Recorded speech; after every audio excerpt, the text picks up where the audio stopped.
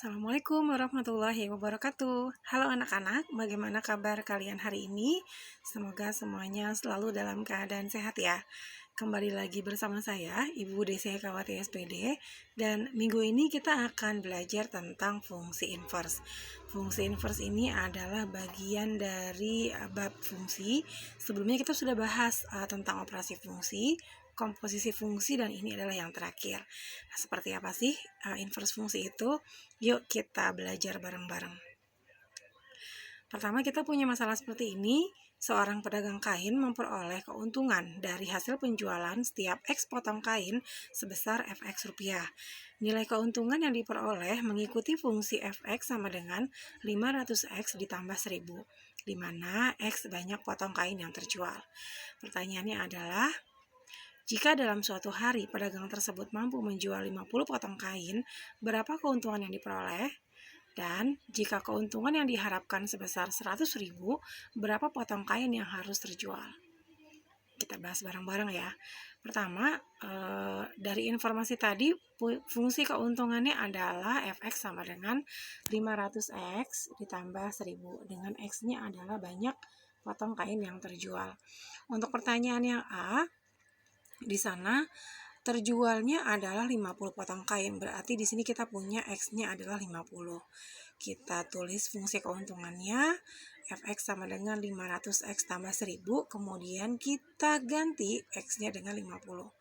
Jadi X yang di sini kita ganti dengan 50, berarti 500 dikali 50. Hasilnya adalah 25.000, kemudian ditambah 1000, yaitu 26.000. Jadi kalau terjualnya 50 potong kain, maka akan diperoleh keuntungannya sebesar 26.000. Untuk bagian yang kedua, misalkan diharapkan keuntungannya adalah 100.000. Berarti di sini kita punya Fx-nya adalah 100.000. Kita tulis fungsinya, Fx sama dengan 500X ditambah 1000, kemudian kita ganti Fx-nya dengan 100.000. Supaya mudah, ini kita tukar dulu ya posisinya.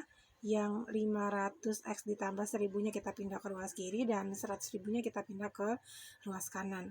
Kemudian kita pindahkan 1000-nya ke ruas kanan sehingga menjadi 100.000 dikurang 1000, yaitu 99.000. Maka X-nya kita tinggal bagi 99.000 dengan 500. Hasilnya adalah 198. Jadi kesimpulannya, kalau ingin diperoleh keuntungan 100.000, maka harus terjual sebanyak 198 potong kain. Nah, anak-anak, dua permasalahan tadi kita bisa ilustrasikan menjadi seperti ini. Awalnya kita punya X-nya adalah sebesar 50 dan yang ditanya adalah Fx. Nah, ini sama seperti konsep fungsi, yaitu kita memetakan X anggota A ke Y atau Fx anggota himpunan B. Dan tadi sudah diperoleh hasilnya adalah 26.000. Kemudian untuk kasus yang kedua, di sini kita punya Fx-nya adalah 100.000, kemudian yang ditanya adalah X-nya. Nah, inilah yang disebut dengan inverse fungsi yang dinotasikan sebagai F pangkat min 1. Itu min 1-nya tidak kelihatan ya. Kemudian tadi kita dapatkan X-nya adalah 198. Jadi kalau untuk kasus yang kedua ini bukan dari X dipetakan ke Y, tapi sebaliknya dari Y atau Fx itu dipetakan ke X. Jadi definisi dari fungsi inverse adalah jika fungsi f memetakan A ke B, maka inverse fungsi f yang dilambangkan dengan f pangkat min 1 adalah relasi yang memetakan dari B ke A. Seperti ini perbedaannya untuk fungsi dan inverse fungsi. Misalkan ada X anggota A dan Y anggota himpunan B. Kalau fungsi berarti memetakannya dari A ke B, yaitu dari X dipetakan ke Y, atau diketahui X yang dicari adalah Y. Sebaliknya, kalau inverse fungsi adalah kita memetakan dari B ke A, atau diketahui Y yang dicari adalah X-nya. Sekarang kita ke contoh soal. Di sini misalkan ada fungsi f yang domain dan rangnya adalah anggota himpunan bilangan real, dengan fungsi fx-nya adalah 5x tambah 7. Tentukan fungsi inverse-nya. Oke, sekarang kita Nah, tulis dulu di sini fungsi fx-nya adalah 5x tambah 7. Karena y sama dengan fx, kita ganti dulu fx-nya dengan y. Jadi y sama dengan 5x tambah 7. Ingat pada konsep fungsi inverse, di sini kita mau mencari x-nya berapa. Maka langkah pertama kita tukar dulu posisinya 5x tambah 7 di ruas kiri dan y di ruas kanan. Kemudian kita pindahkan 7 ke ruas kanan jadi y dikurang 7. Dan untuk mendapatkan x-nya kita tinggal bagi y min 7 per 5. Karena x tadi adalah inverse dari y, maka kita bisa tuliskan x menjadi inverse dari y. Kemudian kesimpulannya, kalau kita ganti y-nya dengan x semua, maka kita dapati inverse-nya adalah ini, x min 7 per 5. Contoh yang kedua, misalkan kita punya fungsi fx-nya adalah 3x min 1, kemudian kita mau cari fungsi inverse. Langkah pertama kita tulis dulu fungsinya, fx sama dengan 3x min 1, kemudian karena y sama dengan fx, kita ganti fx-nya dengan y. Jadi y sama dengan 3x min 1. Kita tukar posisinya, 3x min 1-nya di ruas kiri dan y-nya di ruas kanan. Kemudian kita pindahkan min 1-nya ke ruas kanan, jadi y tambah 1.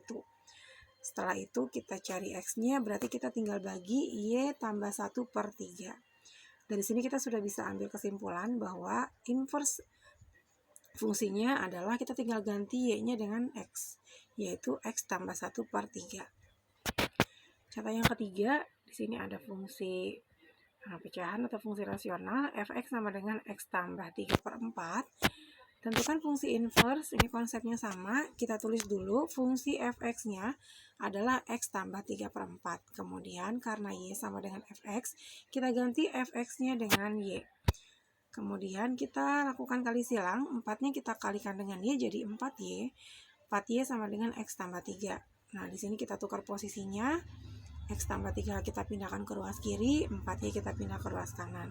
Selanjutnya tujuan kita mau cari x, berarti 3-nya kita pindahkan dulu, jadi 4y dikurang 3.